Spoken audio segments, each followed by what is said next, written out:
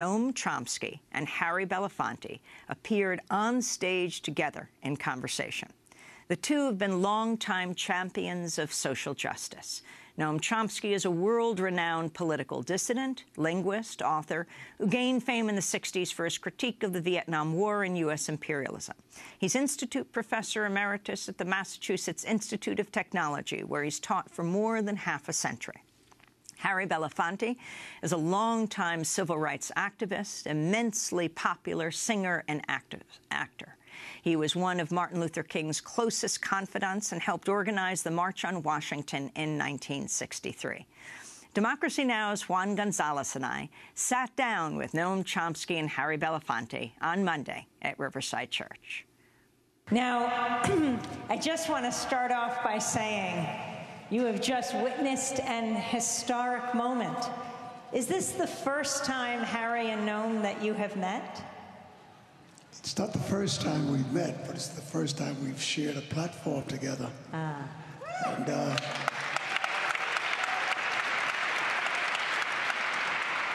it's a bit overwhelming, a little intimidating to sit with so much knowledge and sensitivity. Anyway, it's nice to be with all of you. So we have this opportunity to talk with the two of you at this critical juncture in U.S. history and the world. Harry, back in before you went off to war, you were banned from the Copacabana as an African American. You come back and you're headlining there as one of the world's great entertainers and musicians. You marched in Selma with Dr. King and were one of his closest confidants. Noam, you marched against the Vietnam War. You thought you'd be spending years, maybe decades in jail, even as you were rising in your academic career at MIT, willing to give up everything. You two giants of many movements, your thoughts today in the age of Donald Trump? I defer to you. You're much more eloquent. I must admit that I had far more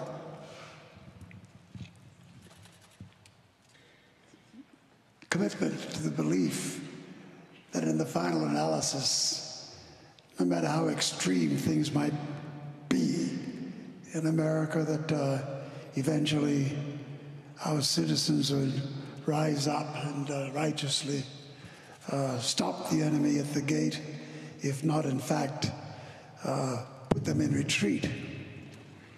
And each time certain events took place, we met the horror and the terror of not only my reference before to some. I noticed when I mentioned the Fourth Reich, wasn't quite sure what I was talking about. Just for clarity, as you know, the last great global torment was the Nazi era. It was called the Third Reich. And I thought that we had thoroughly cleansed ourselves of that encounter and that we would be much more resilient. Well, I think to a degree we do reveal some resilience, but the real test has not yet come until the inaugural transference has taken place. And what concerns me is that beyond the mischief of Trump and all those in his cabinet and the people that he's appointed into roles of leadership, I had never quite understood that we had another severe, unattended enemy in our midst. And that was our species' commitment or weakness in the face of absolute greed. I think we have failed to come to certain solid conclusions because we have been so contaminated with possessions and power that we have forgotten that we have destroyed our children or set the tone for that. I would welcome Professor Chomsky's point of view, and I hope he says something that'll make me dance out of here.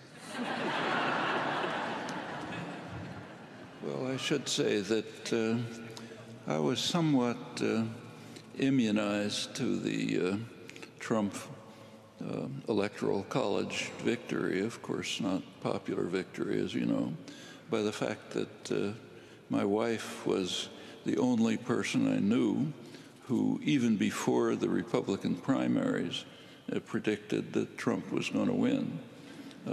Just looking at the country somewhat from the outside, she's from Brazil and felt that somehow she had her finger on the pulse of a large part of the country and was confident that this was going to happen. So I wasn't all that surprised. I think it's extremely dangerous in many ways, like the ones I mentioned and others that you're quite familiar with. On the other hand, there's plenty of opportunities. We should bear in mind that the country has become much more civilized in the past 50 or 60 years. A meeting like this could not have been conceivable in 1960, 1970. The kinds of commitment and engagement that you and many others like you are committed to is something quite new. And there have been many advances and achievements. Women's rights, civil rights generally, rights of gays, opposition to aggression, environmental concerns didn't even exist at that time. There's been tremendous progress. That means that struggles today start from a much higher plane than they did not many years ago. At the time when Harry was marching in Selma, it was a much harsher world than it is today. The reason is that plenty of people did commit themselves to constant, dedicated struggle, and there were plenty of achievements. And that goes back in American history. No need to review it, but the earlier period is one of total horror. I mean, after all, the country was founded on two incredible crimes, unbelievable crimes. One, virtual extermination of the indigenous population. It's kind of a migrant crisis of the kind we don't think about today. And a form of slavery which was the most vicious in history and is in fact the basis for a large part of the wealth and economic development of the United States, England, France, and others. That's history. When Donald Trump talks about making the country great again, for many people, it wasn't that great. Quite the opposite. It was,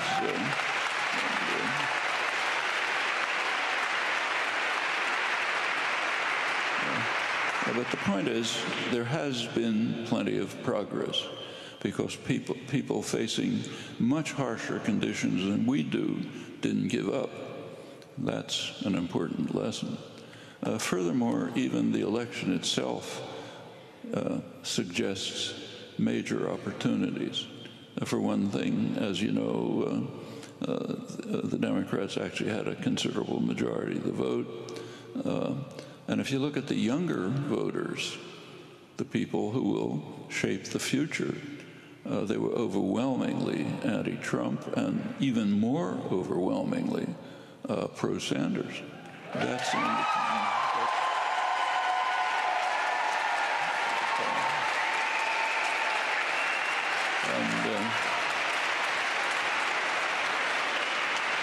we should also bear in mind what a remarkable phenomenon the Sanders campaign was. I mean, here's somebody unknown, came from nowhere. Practically no one in the country knew who he was. He was using words like socialism, which used to be a real curse word. No corporate support, no media support, no support from the wealthy. Everything that has always been crucial to winning elections, mostly we have bought elections, had none of it, and practically took over one of the two major parties. It could have taken it over if it hadn't been for shenanigans you know about.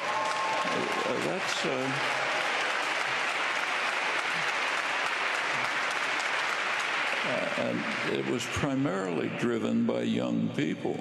All of these are very hopeful signs. It means there are plenty of things that can be done. There are opportunities that can be grasped. No time to run through them, but there are plenty of them. And it's really very much in our hands and among the younger of you in your hands to carry us forward in this long, arduous path towards trying to create a civilized society and a decent world. MIT professor and political dissident Noam Chomsky and world-renowned entertainer and activist Harry Belafonte speaking at Riverside Church on Monday at Democracy Now!'s 20th anniversary celebration. We'll return to their historic conversation, the first time they're on a public panel together, talking about Trump, Ku Klux Klan, and much more in a minute.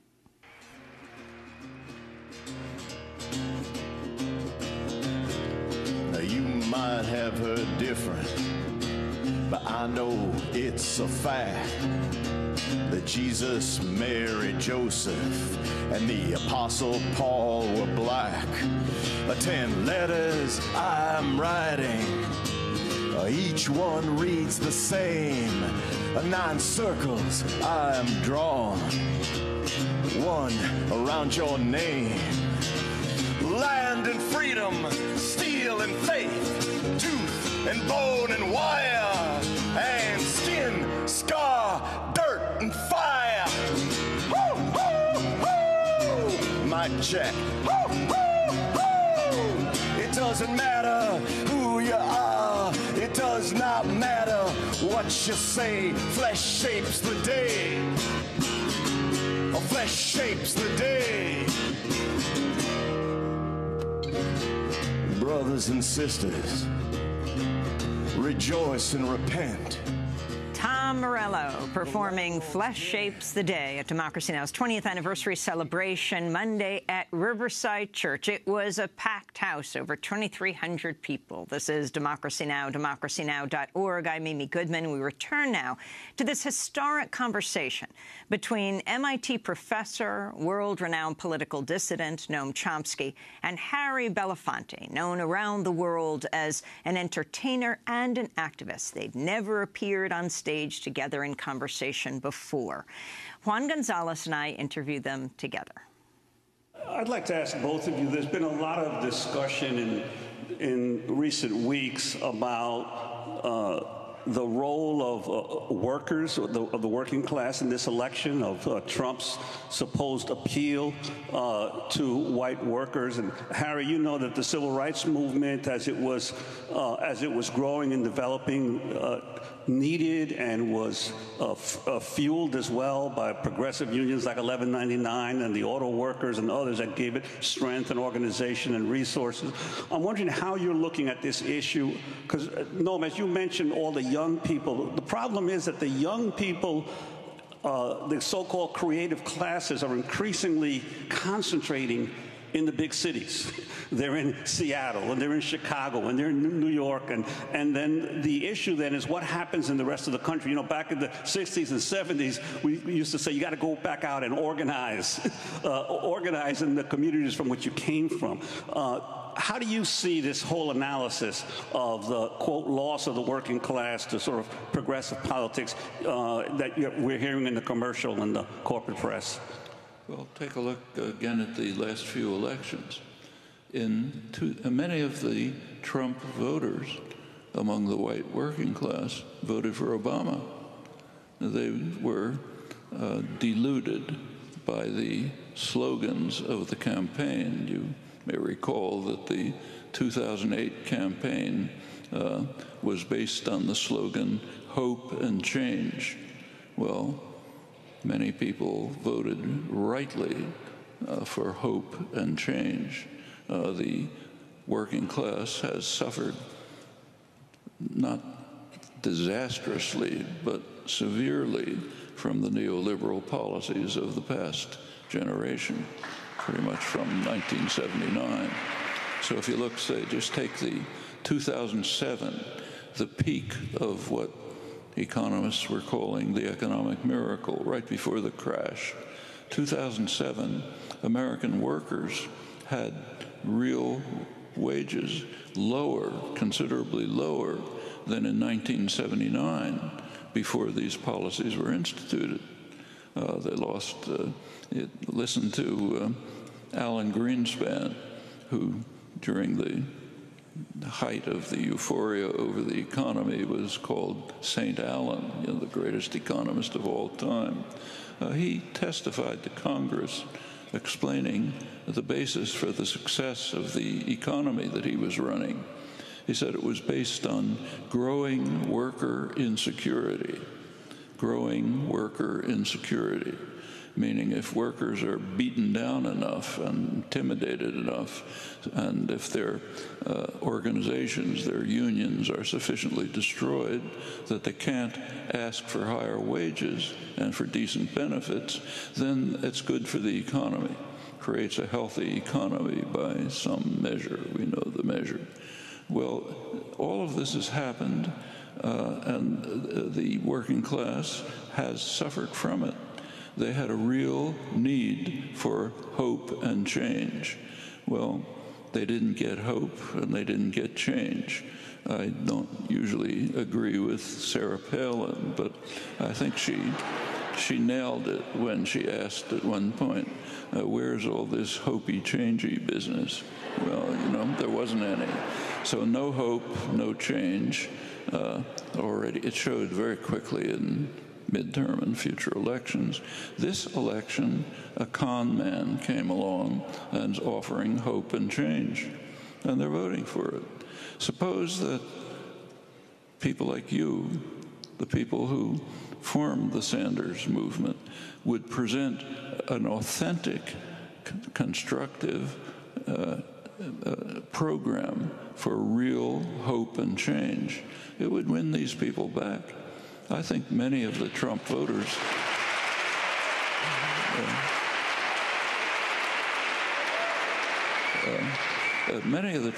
Trump voters could have voted for Sanders if there had been the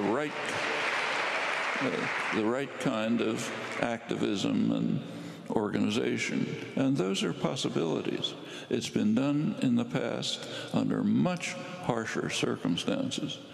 Organizing white working people in Indiana is a lot easier than what the Freedom Riders tried to do in the South 60 years ago. Much easier. Takes work, but it can be done. And my feeling is that a core part of a progressive program is to rebuild the organized structure of the labor movement, which all throughout modern history has been in the forefront of progressive change. And that's not impossible either. It's been beaten down pretty severely in the past generation, but it's been worse before. If you go back to the 1920s, a period which is not unlike today in many ways, the Gilded Age, the labor movement was virtually destroyed. Woodrow Wilson's Red Scare practically wiped it out. There had been a militant activist labor movement. There was almost nothing left of it in the 1920s. By the 1930s, it revived. Militant labor action, organization of the CIO, overcame racist conflicts, laid the basis for the New Deal programs, which were highly beneficial to the extent that they remain beneficial. That can happen again. No reason why it can't. Well,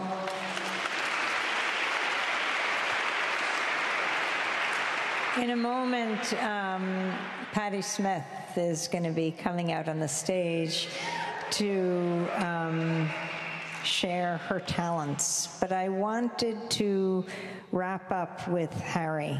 You know, Democracy Now! Originally came out of Pacifica Radio, which was 5 stations, WBAI in New York among them, and KPFT in Houston. And KPFT is the only radio station in the country whose transmitter was blown up. It was a few weeks after it went on the air in 1970, blown up by the Ku Klux Klan. And when they got back on their feet and rebuilt, the Klan blew it up again, strapped 15 times the dynamite to the base of the transmitter. And it took months to get back on the air after that. And I can't remember if it was the Grand Dragon or the Exalted Cyclops, because I often confuse their titles. But he said it was his proudest act, because he understood how dangerous Pacifica, how dangerous independent media is for people to speak for themselves. That's a story of history, though. Who would have thought in 2016 we'd be talking about the Ku Klux Klan today? When Donald Trump was asked whether he would disavow David Duke's support, you know, he hesitated. He said he'd have to find out more from David Duke or the Klan, which, you know, exactly who it was who was supporting him. Maybe the only time he hesitated before he spoke. You know, what was it? Which Klan chapter he wanted to know in the United States it was to make a decision. But what about this? What about Donald Trump, the Ku Klux Klan, and the messages that he is constantly putting out to lure more voters and support? I believe that Trump, in bringing a new energy to the realization of the vastness of the reach of the Ku Klux Klan, is not something that has been out of our basic purview of thought. The Ku Klux Klan, for some of us, is a constant, it has a constant existence. It isn't until it touches certain aspects of white America that white America all of a sudden wakes up to the fact that there's something called the Klan and that it does its mischief.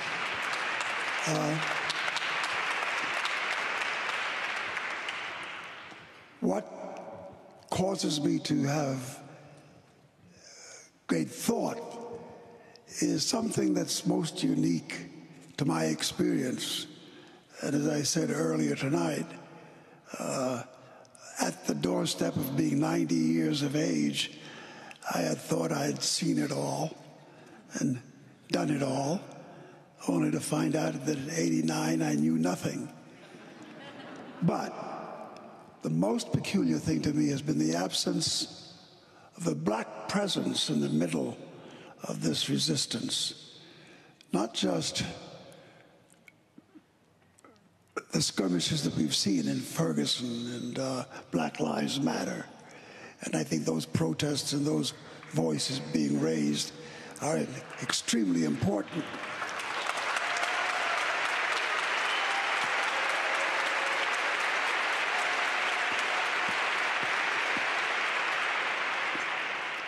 But we blew this thing a long time ago.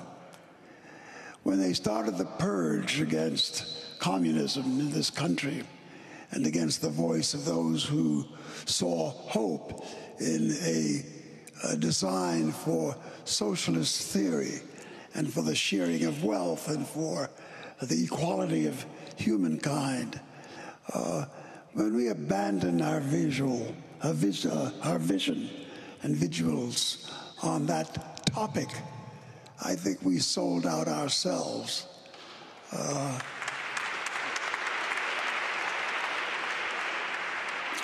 A group of young black students in Harlem just a few days ago asked me what at this point in my life was I looking for. And I said, what I've always been looking for. Where resides the rebel heart. Without the rebellious heart, without people who understand that there's no sacrifice we can make that is too great to retrieve that which we've lost, we will forever be distracted with possessions and trinkets and title. And I think one of the big things that happened was that when black people began to be anointed by the trinkets of this capitalist society and began to become big-time players and began to become heads of corporations, they became players in the game of our own demise.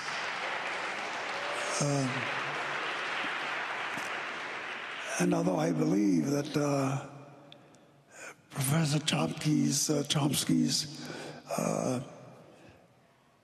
evaluation is valid and a basis for great thought, I am looking at the victories that we're having, like the ones we've just received a few days ago with our Native American brothers. The fact that our Native American brothers and sisters stopped the engine for a moment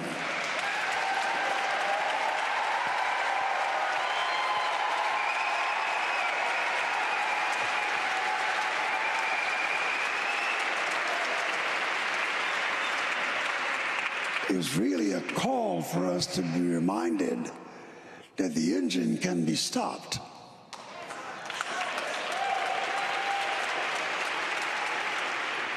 And therein I find solace. Therein I find the capacity to really do things and create things that will make a difference to where it appears we appear to be headed. I think people have to be more adventurous. The heart has to find greater space for rebellion.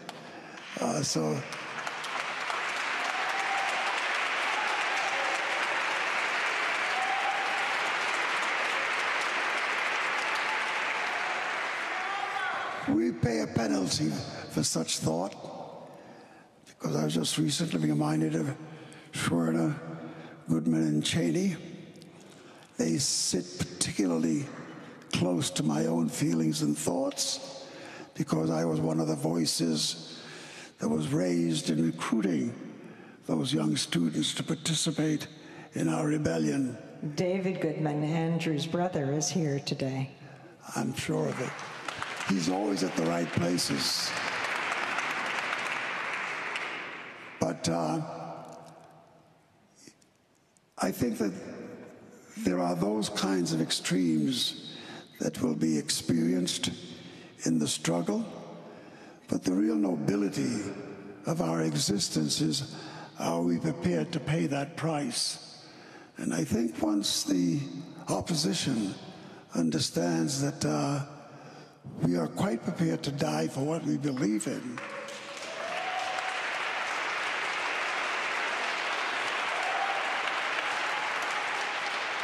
that death for a cause does not just sit with ISIS, but sit with people, workers, people who are genuinely prepared to push against the theft of our nation and the distortion of our Constitution, and that for many of us, no price is too great for that charge.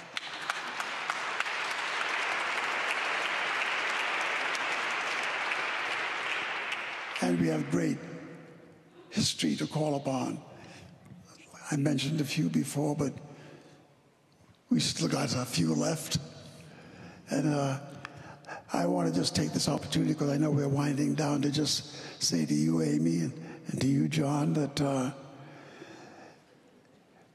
I've been through much in this country. I came back from the Second World War, and while the world rejoiced in the fact that Hitler had been met and defeated, there were some of us who were touched by the fact that instead of sitting at the table of feast at that great victory, we were worried about our lives because the response from many in America was the murder of many black servicemen that came back.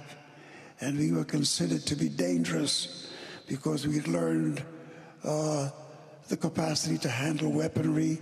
We had faced death in the battlefield.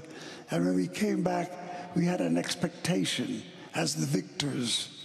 We came back knowing that, yes, we might have fought to end Hitler, but we also fought for our right to vote in America.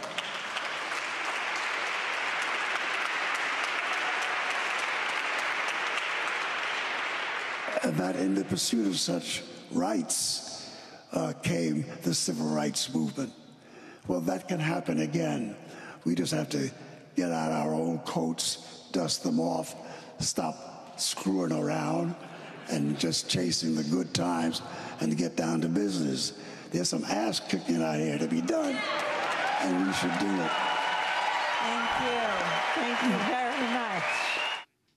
World-renowned entertainer and activist Harry Belafonte and MIT professor, linguist, political dissident Noam Chomsky speaking at Riverside Church Monday at Democracy Now!'s 20th anniversary celebration.